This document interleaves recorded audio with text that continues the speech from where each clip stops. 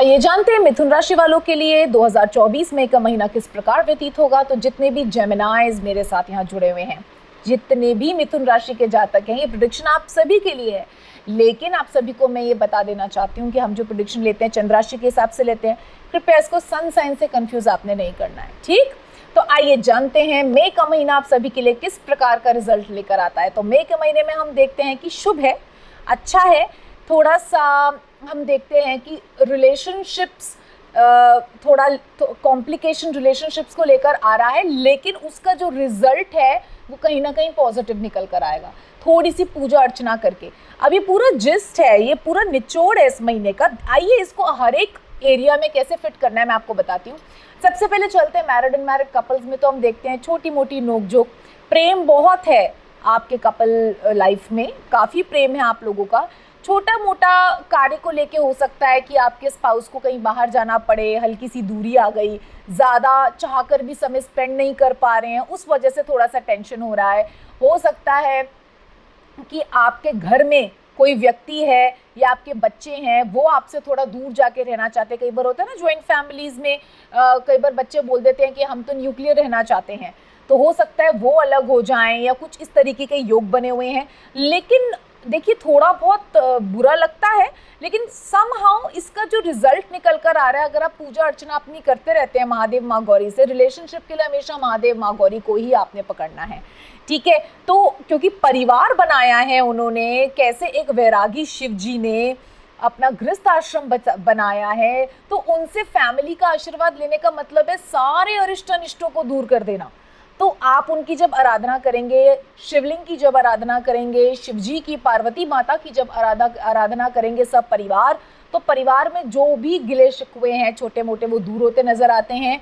Couples के बीच में जो थोड़ी बहुत दूरियां हैं वो कम होती नजर आती है। नॉट दैट कि आपके पर्सनल हो सकता है, आपके घर में ही आपके बेटे बहू में कोई टेंशन चल रही हो जिसकी वजह से आप परेशान हो, या बेटी दामाद में कोई टेंशन हो जिसकी वजह से आप परेशान हो, तो वो दूरी थोड़ी सी कम होती नजर आएगी। लेकिन पूजा अर्चना करने के बाद वो रिजल्ट आ सकता है, ठीक है। तो थोड़ा सा प्रेम जागृत होगा आपके परिवार में, मुश्किलों से थोड़ी पूजा अर्चना करने के बाद जागृत होगा। तो पूजा अर्चना वाले चीज़ को सेंटर पॉइंट बनाइए और भगवान शिव की जितनी आराधना कर सकते हैं करिए कि आपके परिवार में प्रेम आए। अब हम आगे चलते हैं कर्म क्षेत्र की तरफ। तो हम देखते हैं कि जॉब वाले और बिजनेस वाले लोगों के लिए अपॉर्चुनिटीज तो बहुत है, लेकिन कोई ना कोई विघ्न बाधा आ रही है। तो अगेन हनुमान जी की अर्चना करनी है। हनुमान जी का आपने सुंदरकांड का पाठ करना है रोज अपने कार्यक्षेत्र में जाने से पहले, और उनसे कहना है कि जिस प्रकार हर अड़चन को रामायण में राम जी के लिए आपने हटाया था, उसी प्रकार हमारे जीवन से भी अड़चने हटाएं। विघ्न बाधा आ रही है हमारे उन्नति कार्यों में, हमारे पैसे जो बढ़ रहे हैं उसमें, हमारी नई डील्स में, मेरी जॉब प्रमोशन में या जॉब के एरिया में, तो उसके लिए हनुमान जी ही आपको हेल्प करने वाले इस महीने। हनुमान जी को आपने पकड़ लेना है, ठीक है। और हनुमान जी को पकड़ने के लिए किसको पकड़ना है?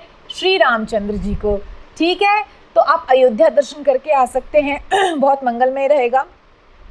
नहीं तो घर में ही बैठ के अपने हृदय को अयोध्या बनाएं कि प्रभु आके उसमें विराजित हो, और उसके लिए प्याज लहसुन छोड़िए। प्याज लहसुन नहीं छोड़ सकते तो एटलीस्ट वेजिटेरियन हो जाइए, ठीक है। मंदिर में देखिए वेजिटेरियन रहना बहुत अच्छा होता है, मंदिर में वेजिटेरियन होते हैं सब, और भगवान जी को वहाँ रखा जाता है, ठीक है। तो ये सब बातें आपने स्मरण रखनी है। इसको करने से, राम नाम का जाप करने से आपको बहुत फ़ायदा है। आगे बढ़ते स्टूडेंट्स की तरफ। तो स्टूडेंट्स को हम देखते हैं कि पढ़ाई से ज़्यादा प्रेम प्रसंगों में ज़्यादा उलझे हुए हैं। तो मुझे उनसे यही कहना है कि देखिए अगर आप प्रेम प्रसंगों में, ठीक है, आपको किसी की तरफ आकर्षण है, आप किसी से समझ रहे हैं, आप प्रेम करते हैं, ठीक है, मैं इस पर ज़्यादा नहीं बोल रही, लेकिन विद्या को ना छोड़ें, अपनी पढ़ाई को करके रखें। क्योंकि अगर आपने पढ़ाई को इग्नोर किया तो आपका कुछ टाइम वेस्ट हो सकता है, कुछ महीने, एक साल आप पीछे रह सकते हैं, परेशानियां आ सकती हैं। तो थोड़ा सा पहले अपनी पढ़ाई के प्रति पुरुषार्थ कर लीजिए। ये प्रसंग तो जीवन में चलते ही रहेंगे। And if somebody is meant for you, तो वो कहीं नहीं जाने वाला या जाने वाली, ठीक है। ये भरोसा रखें भगवान पर। अब हम चलते हैं रोगों की तरफ। तो रोगों में हम देखते हैं कि पेट में गर्मी, पेट में छोटे छोटे दाने, पेट के ऊपर दाने, स्किन पे दाने, स्किन डिजीज़ होने के कुछ योग बने हुए हैं। और उसके लिए आप अपने पेट में ठंडा ठंडा डालें। ठंडा ये नहीं कि फ्रिज का पानी जिसकी तासीर ठंडी हो वो डालना है, ठीक है, कच्ची लस्सी पी ली आपने या आपने अमरूद खा लिया, ये सब ठंडी तासीर की चीज़ें हैं। तो ज़्यादा तीखा, चटपटा, तेज मिर्ची वाला खाना, ज़्यादा लहसुन, प्याज, ये सब ज़्यादा एसिडिक चीज़ें नहीं खानी है, अदरवाइज़ आपको परेशानियाँ थोड़ी बहुत पेट की, उदर की और स्किन डिजीजेज हो सकते हैं। अब आगे चलते लकी कलर की तरफ। तो लकी कलर निस्संदेह रूप से निकल कर आ रहा है येलो एंड रेड। तो येलो रेड कलर के पुष्प प्रभु को चढ़ाइए और इस तरीके से इन रंगों को चरितार्थ कर लीजिए। उन फ्लावर्स को फिर चढ़ाने के बाद आप अपने ऑफिस में लेके जाके वास में रख सकते हैं या फिर आप अपने घर में फ्लोटिंग वास में रख सकते हैं कि वो पूरे घर में पॉजिटिविटी बिखेर दें। और इस तरीके से इन रंगों को चरितार्थ कर लीजिए। तो आशा है ये महीना आपका भगवान शिव, माता गौरी और सब परिवार भोलेनाथ की आराधना करके बहुत ही सुंदर व्यतीत हो और आपकी ज़िंदगी के सारे अरिष्ट अनिष्ट नष्ट हो जाएं। जय श्री हरि।